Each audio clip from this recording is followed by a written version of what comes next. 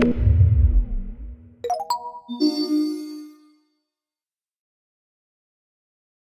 name is Dr. Valenzuela. I'm a senior research scientist at ISB.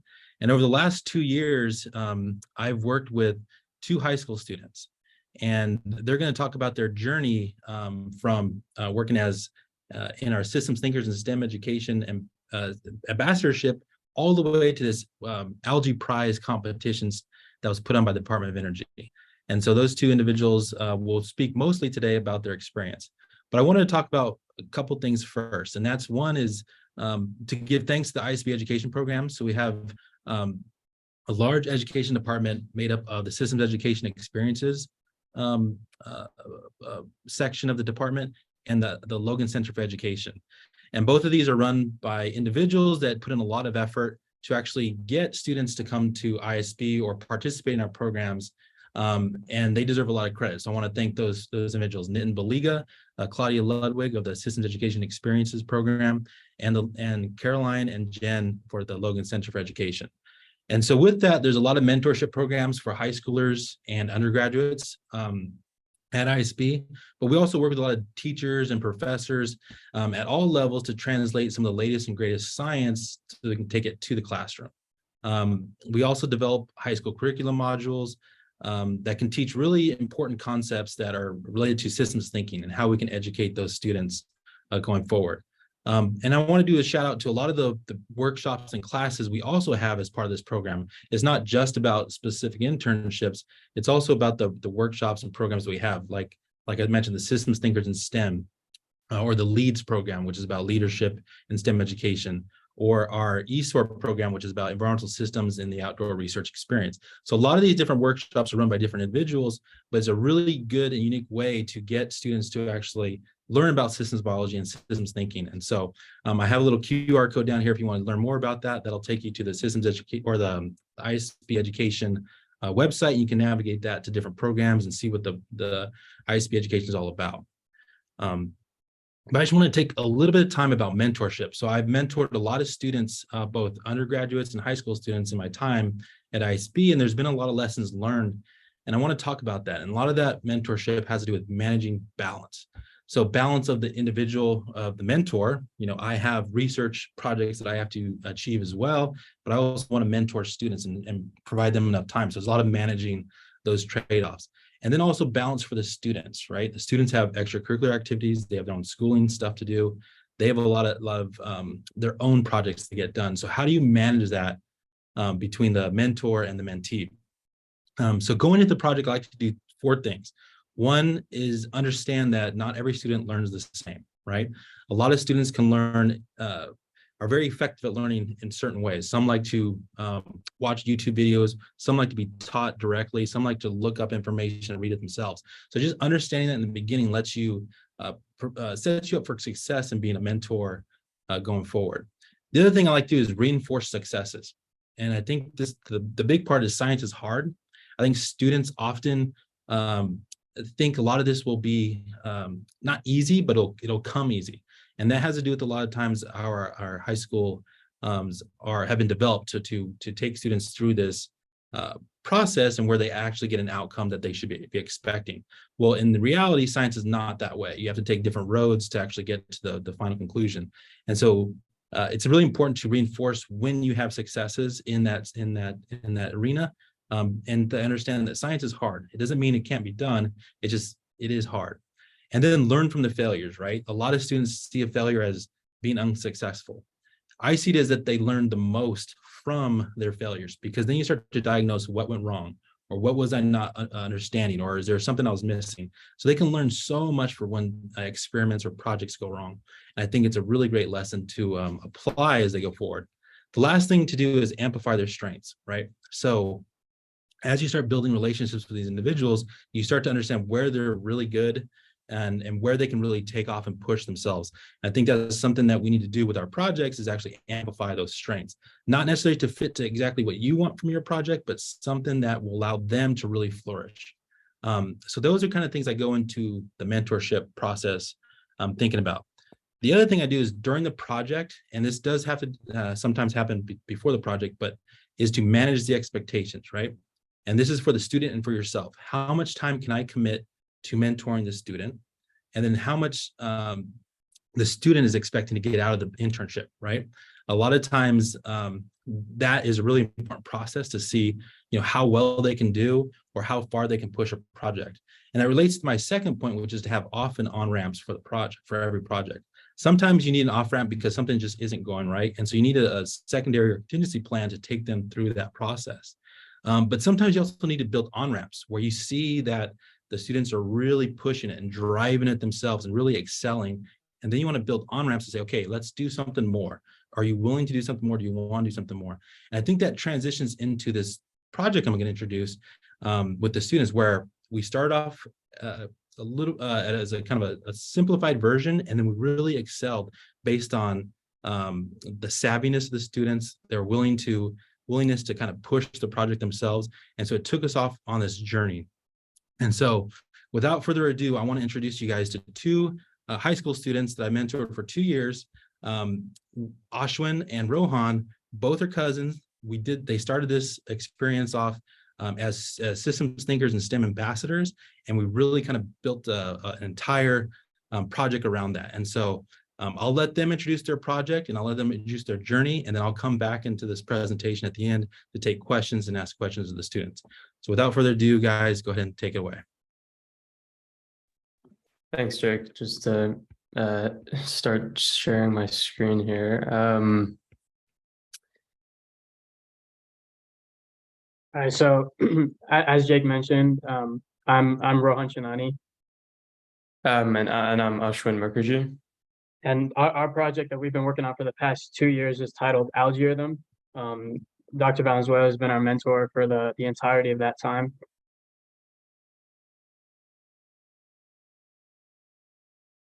All right, so just to start off, providing a bit of background about our project. So ALGAE really originated from a summer course that Rohan and I were taking 2 years ago through ISB. And so essentially both of us were interested in exploring clean energy, and neither of us really had access to sort of bioenergy resources in our high school. So looking online, we found the summer program where we were able to explore bioengineering through algae, and it happened to be run through the Institute for Systems Biology. And this program is really how we met Jake, who eventually became our project advisor. And after the course was over, we asked if he had any ideas for a computational biology project that we might be able to work on together. And Jake was the one who suggested that we try developing an algae cell counting algorithm that students would be able to use to quantify their algae samples without needing access to expensive lab equipment or sort of other prohibitive resources. And then eventually we built the first version of this algorithm that was able to analyze Chlamydomonas cells. And then over the next few months, we turned it into a web application that we decided to call Algae Rhythm. And we added new analytical features and user interface. And eventually, after working on Algae Rhythm for a few months, we thought our idea was a good fit for the inaugural Algae Prize competition. And our selection as finalists in that competition really is what galvanized our project. And it allowed us to sort of get some structure and then also define and pursue more concrete objectives. And then just to sort of give a brief overview of what the Algae Prize competition is. So essentially, Algae Prize was first conceived, I guess, in 2022, which is the year that we decided to enter. And in that first year, 61 teams, made submissions, and then of those, 15 were selected as finalists. And we were fortunate that we were one of those finalist teams. And then once your team is selected as a finalist, you compete in a year-long competition where essentially student teams are challenged to come up with and develop sort of creative solutions to algae challenges in the real world. And so, once we were selected as finalists and given a small amount of seed funding for the project, we had to come up with 3 research updates throughout the course of the year. And then at the end of the project, we had to create a final report, a final video, a poster, and then the competition hosted a competition sort of weekend for all the finalist teams where we gave a presentation and then also participated in a sort of judge Q&A session and sort of other closed session talks that we'll discuss a bit more later.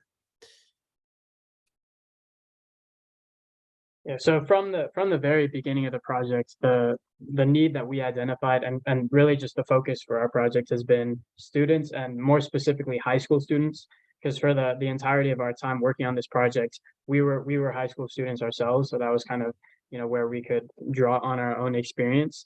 And one thing that we found just anecdotally was that students, especially at a high school level, tend to have far more exposure to wind energy, nuclear energy, solar energy, and other forms of clean energy in comparison with bioenergy and algae bioenergy. So after we participated in the ambassadors program, this was really the first exposure that Ashwin or me had to bioenergy and algae bioenergy, and we were kind of intrigued by the fact that it fits entirely into most existing energy infrastructure, which kind of reduces the barrier for converting from fossil fuels to the clean energy form of bioenergy.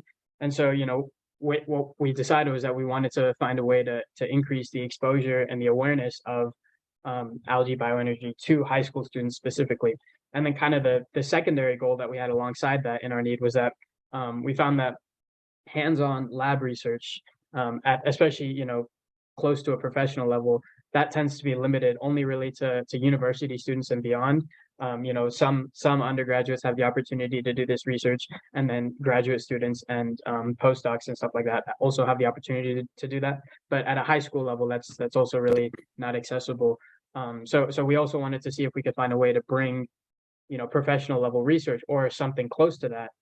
See if we could bring that to high school students as well. So that kind of gave us a twofold goal of first increasing accessibility of lab research, and second, increasing just the long-term student exposure to bioenergy and also to machine learning, which is an important tool in analyzing bioenergy problems. So then essentially the mission statement that we came up with to address the need and then to meet the goal that Rohan outlined is that we were trying to engage the future scientists, engineers, and entrepreneurs in the bioenergy industry, while also introducing how a powerful tool like machine learning would be able to help solve the world's energy problems. And then over the year that we were in this competition, we essentially boiled down our approach to 3 central objectives. One was to make algae cultivation in classroom settings easier and more accessible by creating a comprehensive student growth protocol. 2 was to provide original video content to accompany the algorithm classroom experience and also to educate students about the algae industry and machine learning. And 3 was to return classroom time to students and educators by developing a machine learning tool to analyze algae experiments. Yeah, so our first goal was the algae cultivation focus goal, and really the central deliverable we wanted to accomplish with this goal was a comprehensive end-to-end lab protocol that would allow students to conduct hands-on professional level research in their classroom with affordable materials. And so the first part of this was came last summer when we spent 2 weeks at the Institute for Systems Biology. We were working in the Algaeo lab growing Phaeodactylum tricornutum, and almost every day for 2 weeks we would go into the lab and work on cultivating and sampling and collecting data from these Phaeodactylum samples. And the entire time we were just trying to gain an understanding of what professional level algae research looks like at a lab like ISB. And then after the 2 weeks was over, we then, wanted to see what we could bring from what insights we could bring from that time in the lab and see what we could bring back into the classroom. And so the second part of this was we started growing algae in our houses, in our bedrooms, in order to kind of mirror a classroom environment. And so at the entire time that we were growing the algae, we recorded everything we were doing in a protocol. We would update the protocol with anything we learned from this experience. And by the end of it, we basically had what we originally set out to do, which was, you start with some affordable materials. It ended up being about a few $100s for an entire classroom. And it's all reusable materials that you could use year after year. And then from there, you can, start from scratch and grow and cultivate algae, and then sample from the algae and take images and then upload them to algorithm and get, growth curves and all the data the algorithm outputs, all from this one protocol and the materials. And so that was kind of what we wanted to accomplish on the algae cultivation side. So then in parallel with the classroom guide that we were making specifically for algae cultivation, we also wanted to create some original animated videos that would help contextualize algorithms' function and utility in sort of a broader context. And so over the course of the competition, we actually created 5 videos. One of them is a tutorial on just how to use the algorithm web application. We created another, which is an explainer for machine learning in the context of algorithm. We created one explaining algae's potential in biofuels and biomanufacturing, and then 2 sort of all-encompassing videos that sort of encapsulate the entire project each year. And essentially our aim was for this content to sort of help introduce high school students to a variety of bioenergy concepts through the lens of high school students, which is sort of the unique angle that we were providing on these topics. And all of these videos are hosted on our YouTube channel and our web application. You can access the YouTube channel through the QR code on the slide. And at the last time we checked, which was during the competition, we'd achieved nearly 1,000 impressions across all these videos, which is a lot more outreach than we originally anticipated. And it's really, I guess, a testament to the ability of sort of online curriculum and online content to reach a pretty vast and pretty diverse audience. And then the last goal of the 3 that we had was the algorithm application itself. And this was really the central goal of the project, because algorithm is the tool that students could use to analyze their data in the classroom. And so the first thing that we did when we were building the application was we made an object detection neural network, which eventually could reliably outline pterodactyl and tricornutum and chlamydomonas cells within an image. So you can see in the figure on the upper left, it places bounding boxes around the cells in an image. And then from there, we wanted to see if we could take those bounding boxes and the associated metadata and use that to estimate a concentration for the sample in the image. And this part was not as accurate, mainly because there's a lot of estimations that we're making, and each one introduces a bit of error. For example, we're taking the area of the cell to try and extrapolate the volume of the cell. We're taking the area of the image to try and extrapolate the volume of the sample. And so all of this kind of introduces small margins of error. But what we found was that, it all ended up being, if you're taking images on the same camera, same microscope for a sample, then it ends up being, essentially proportional to the actual concentration. You can see the graph on the top that's titled fair rhythm accuracy is, although it's off by a scale factor, the predicted and the actual concentrations correlate pretty well. And so when we were generating growth curves, we found that this was accurate enough that it would reflect what was actually happening in a sample over a period of time. And so that was kind of those are kind of the central features of the application, which is 1, analyzing the image, and then two turning that into growth curves if you have time sensitive data. But then we also have it also gives a statistical summary of a data set. Once you upload it, you can see your data outputted as a table and download it as a CSV.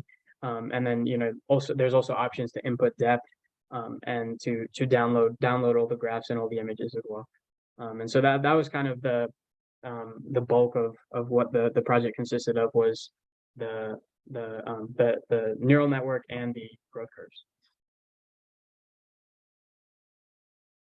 So throughout the research process, a big part of the ALGAE prize competition was setting your goals at the beginning and then sticking to them over the course of the year to show that you met the deliverables you said you were going to do. And that was a strength of our project. Definitely was our ability to stay on course with what we said we were going to do in our synopsis. So first on the left, you can see this was the data flow that we originally outlined that for our application, was we wanted to have, the images automatically uploaded to a data set where they could be used to improve our algorithm. And we were able to accomplish that. The main deviation that we had in terms of our data flow was that rather than focusing on a community database, which we originally planned to do, we shifted our focus instead to making a data pipeline, which we could use to increase our iteration speed, so make it faster and easier to improve the algorithm. Because we found that the community database wasn't as in line with our goal of creating a fully vertically integrated platform that just basically is sort of an all-in-one experience for conducting algae research in a classroom. And then on the right, these are the kind of the three pillars of our project. The first is the application itself, algorithm. The second one is educational impact, and the third is experimental validation. And these are the same as the three goals we talked about previously, of having first the application itself and then having, educational content to pair with that, whether it's the videos or the growth protocols.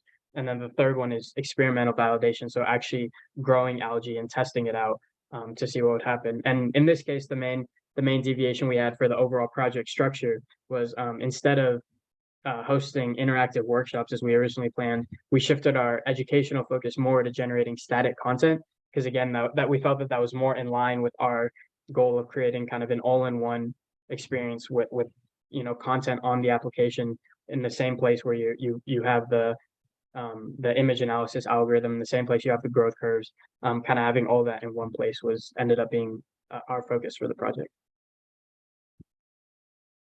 And then we also wanted to talk a bit more about our experience specifically at the ALGAE Prize competition.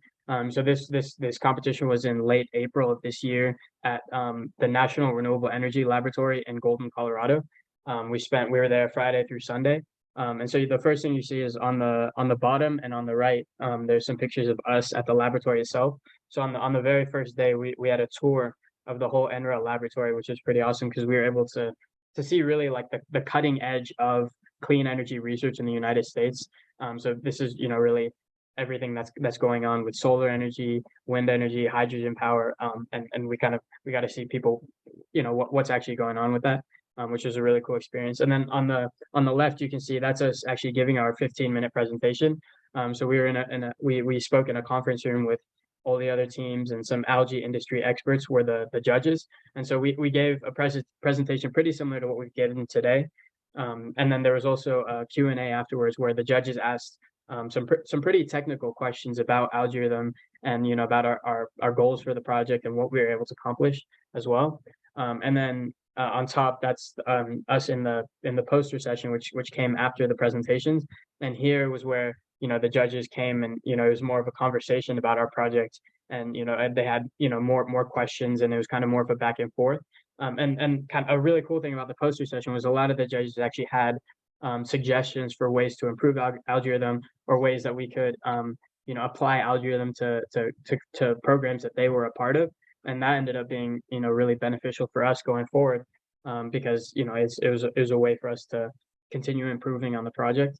And then in the middle, you see we ended up as one of the 5 champions of the ALGAE Prize competition. So that came with a cash prize, and then we also got to compete for the grand champion prize the next day, which involved a closed door judges questioning session as well, which was again very technical, very in depth about algorithm. And we didn't end up as one of the grand champions, but being or as the grand champion, but being one of the champions was already way exceeded our expectations, because we were the only finalist of the 15 teams that was an entirely high school team. And also Of the five, I think they were pretty much all graduate student teams as well. So that was a really cool experience overall, just the entire weekend. And then just sort of to provide a few reflections. So Rohan and I started working on algorithm when we were juniors in high school. And in having to find time find time to work on algorithm between homework, sports, clubs, and then eventually college applications, we got a master class in time management, and we were able to pretty quickly figure out our team's strengths and weaknesses. So the first thing that we realized is that working as a front end and back end team really allowed us to move a lot faster than we would have been able to otherwise. So then in terms of what that meant for our team, Rohan built really all of the algorithms and data pipelines for the application, and then also set up the scaffolding and utilities that were necessary to sort of host it. While I was able to design the front end interface and user experience, and then also produce all of the video content. So we were really able to work in parallel and get a lot further quicker. And then as the project evolved, it shifted away from application development and then towards more algae cultivation and content production. And during this phase of our project, we sort of realized that we really had a lot higher ROI, I guess, when we were working on software and specifically vertical integration. So, as algorithm continued to transition and continues today to transition, that's where we're trying to focus our efforts the most. And then also, through algorithm, through working with Jake and ISB for 2 years, and also being part of the competition for a year, we were really able to access a lot of experiences that we really would not have been able to without this project, and we didn't think was possible before this project.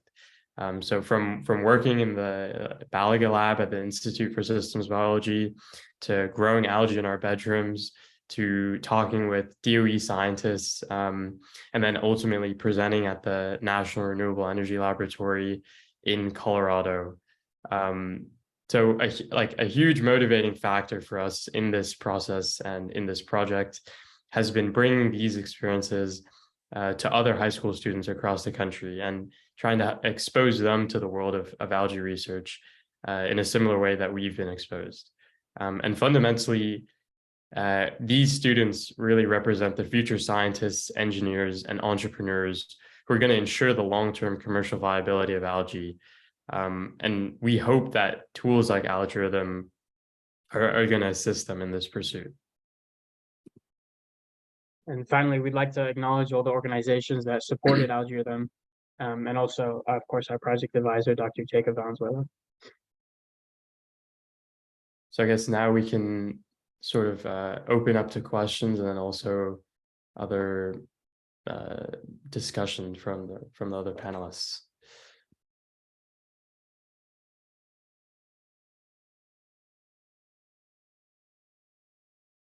Great, guys. Yeah, we have a lot of questions in the chat. So, but I wanted to say one quick thing. I think they're being a little modest, and I want to explain the competition one more time. So originally there were 64 teams that applied for the Algae Prize competition, and then 14 teams were selected from across the U.S.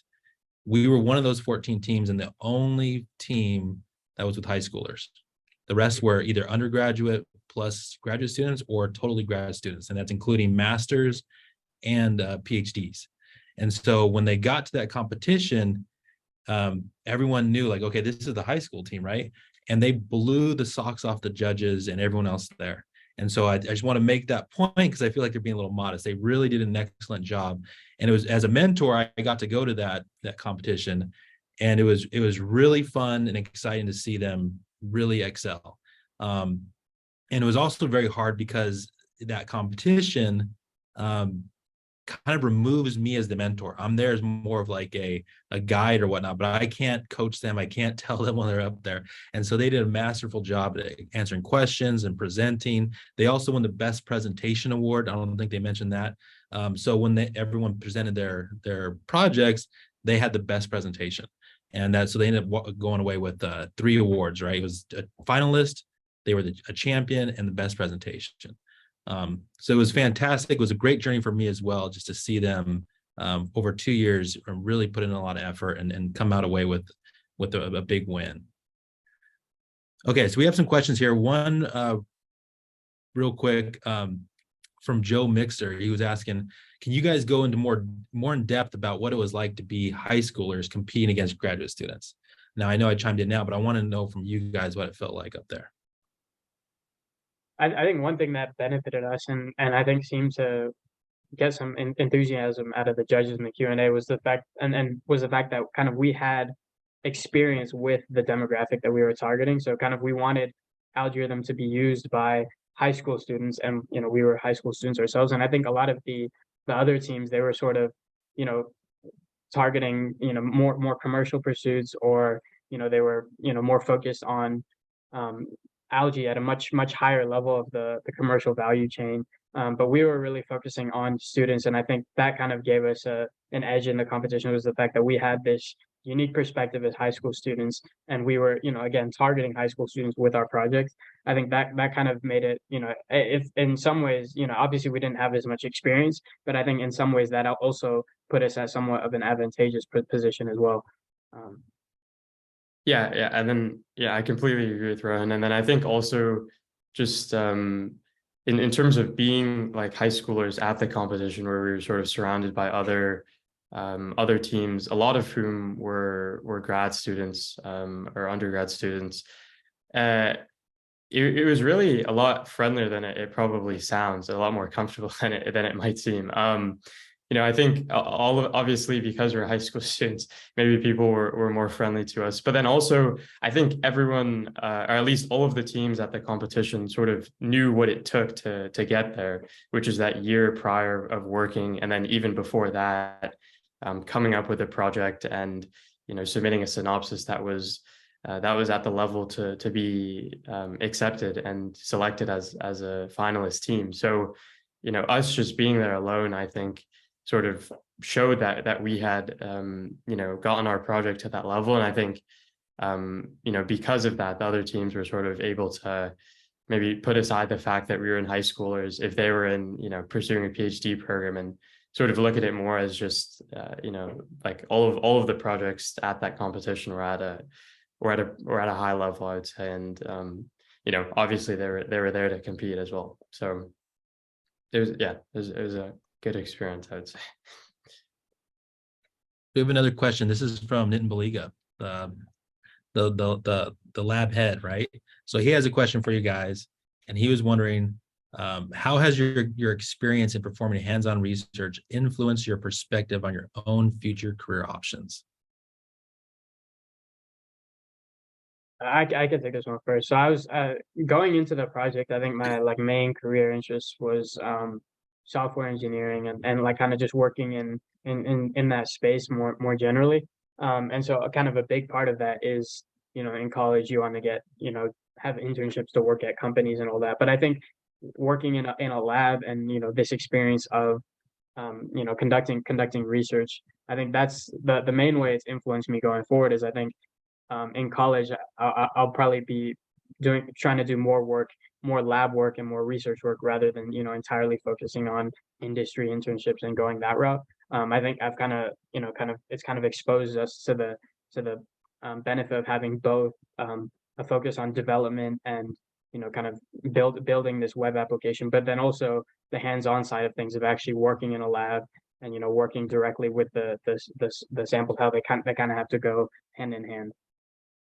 Yeah, absolutely. I think really when we were working in ISB for the 2 weeks last summer in the lab, it really showed, like, I guess, the value of actually being in person in the lab, working hands-on in trying to like develop something that's going to be used in that context. So, in any pursuit, obviously, if in the future I'm working on something that's related to some sort of lab science, like Rohan mentioned, not just focusing on pure software or pure application development or hardware development or anything like that, but making sure you get all sides of how the tool is going to be used, and using a tool and sort of immersing yourself in an environment where it's, you know, it's going to be applied really helps give you like a valuable perspective, and you know, a necessary perspective, I would say, in, you know, building anything. So whether that's a lab internship or,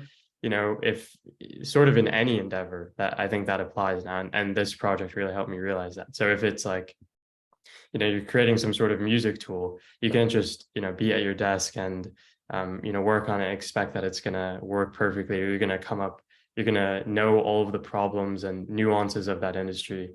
You know, you'd have to go into like a music studio or talk with musicians.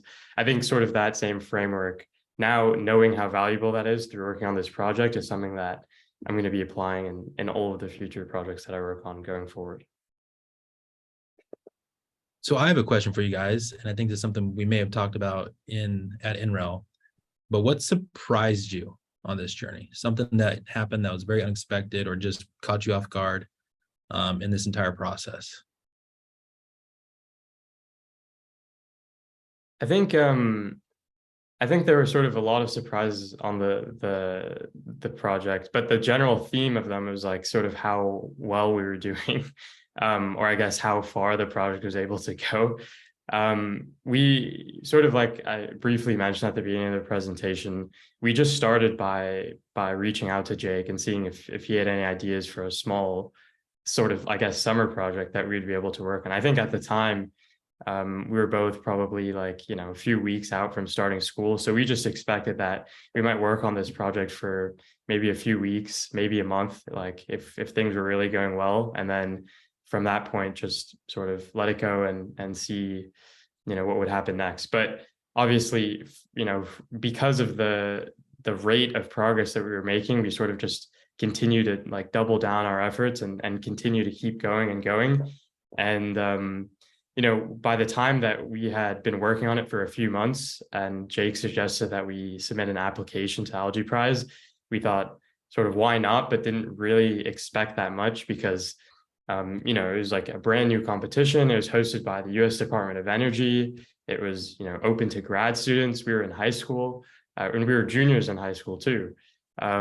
So, you know, we submitted that, and then we were sort of surprised that we got selected, and then surprised when we got best presentation, surprised when we were a champion. So I guess just all along the way, those were like the biggest surprises. I guess Rohan can probably talk to some of the less like, you know, direct surprises that we had.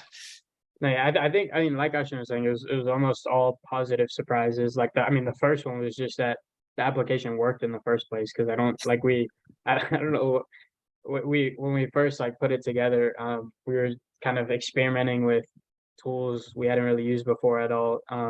The image, I mean, the first images we had were these like ridiculously high quality images that no high school student would ever be using. But we slowly got to more and more realistic stages, and it, like every stage it would kind of it would be like a little surprise that it actually worked. I think it's really kind of been the just like at every stage we're making it a little farther than we thought we were going to make it, which has been a fun experience. So we have another good question in the chat. So because you guys are competing against undergraduates and graduate students, one of the questions we have from Arjun was, do you think the undergraduates or the graduate students took the competition lightly?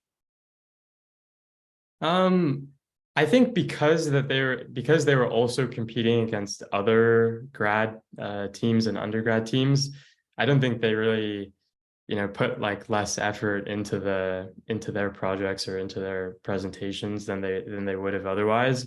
But I also think that since we sort of had a competitive advantage in a way, because we were sort of competing in a different lane than a lot of the other teams.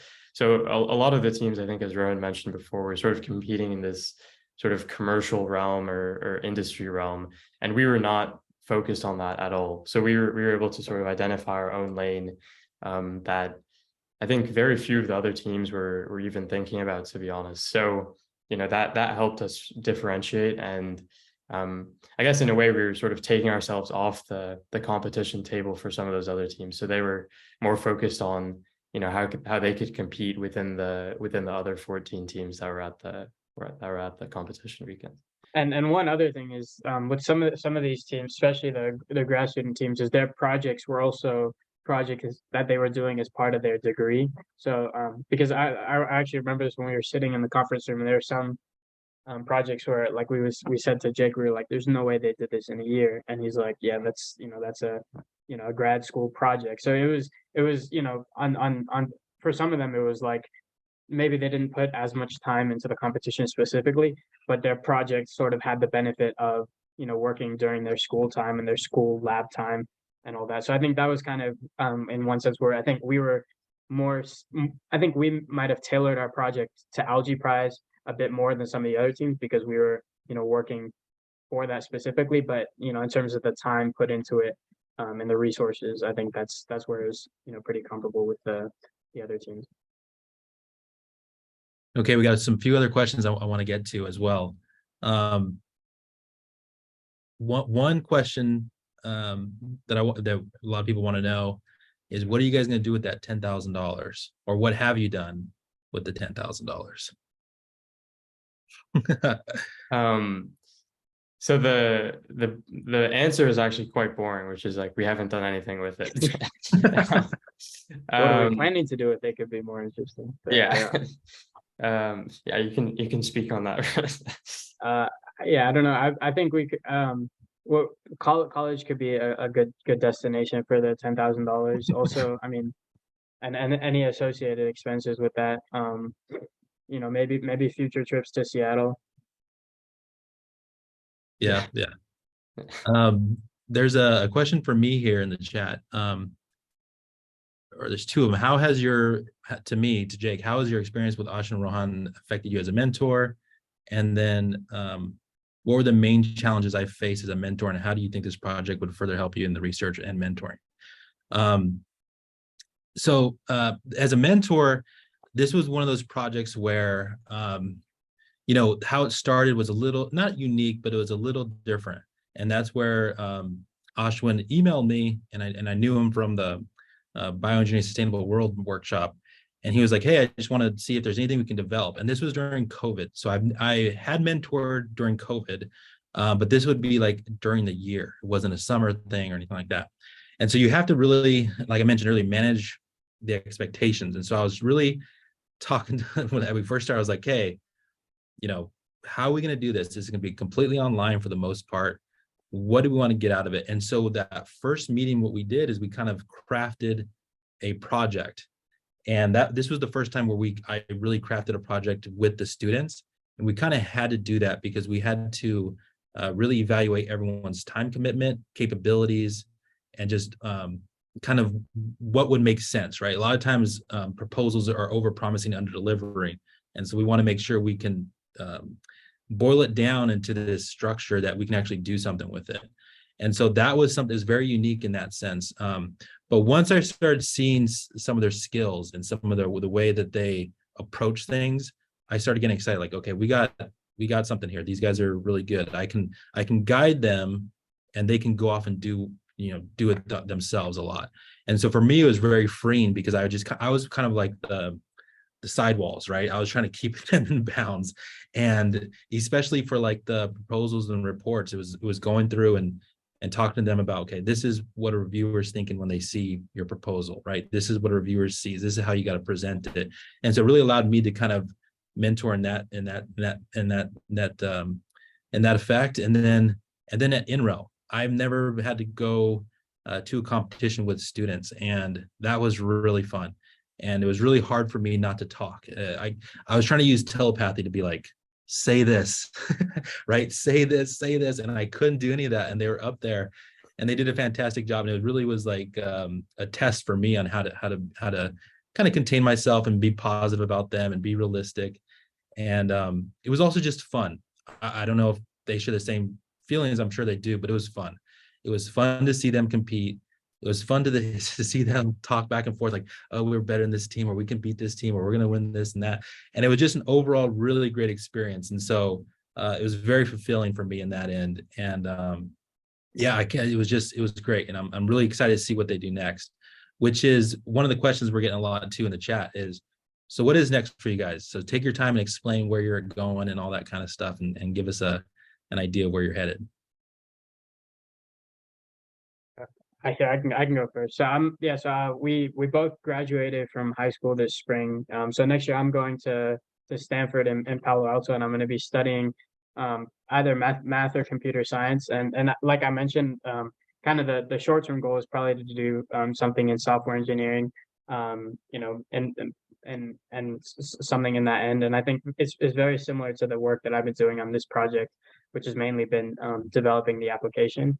But I think one thing that I wasn't thinking about doing before this project is adding some sort of making it bioengineering rather than just engineering. And so I think that's something that I'll definitely be looking to do in college, working whether it's clean energy or something else. I think that's something I definitely want to add alongside it. But I think I'll definitely be doing something involving engineering, software engineering specifically. But what goes on top of that remains to be seen.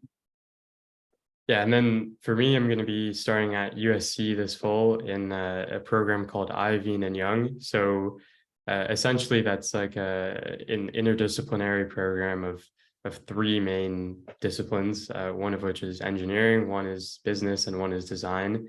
And you sort of get to explore like the fundamentals of those disciplines in the first year, and then after that, you sort of get to design like your own sort of path within those.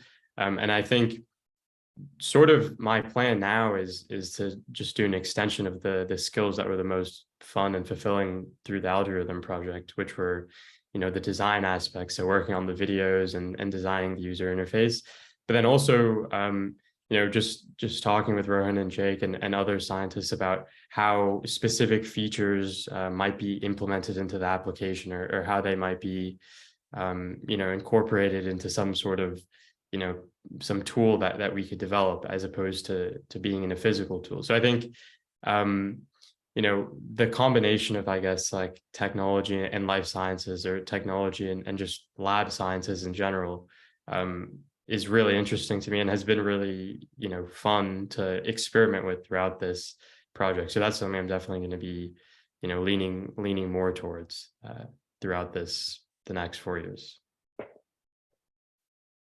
Okay, one last question. Do you guys think you guys will be mentors in the future? That's my no-brainer. I think that was one thing where we've had other mentors for short-term projects and stuff before, but I think kind of having a great example of how mentorship can fuel a project and guide it from what was really just like half of an idea at the beginning to now 2 years worth of rewarding work. I think that's kind of something we definitely want to be part of the other side of that in the future. Ashwin, you can speak. Yeah, absolutely. I mean, really, I think like the project only worked because of Jake's like expertise.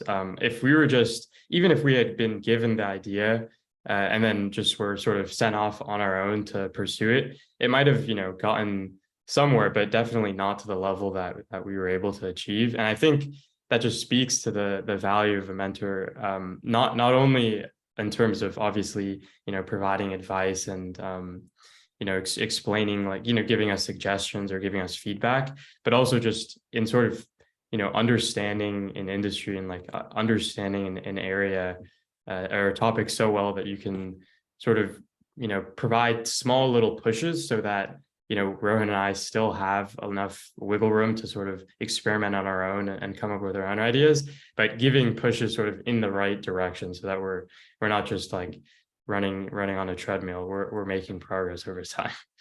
So the answer, yeah, is definitely yes. Okay, I think that's it. And there were some questions we can try and address directly on the chat, but I want to thank you, Ashwin, Rohan. There's still a little bit of work we got to do, right? We have to wrap up some additional stuff to host this thing on the ISB servers, but I'm really proud of you guys. You guys did a fantastic job today and over the 2 years, and it really is a testament to what you guys want to do and what you want to achieve. And again, I know we'll be in contact as you guys develop in your career, and it's just gonna be exciting to see what you guys do in the future. So thank you. you.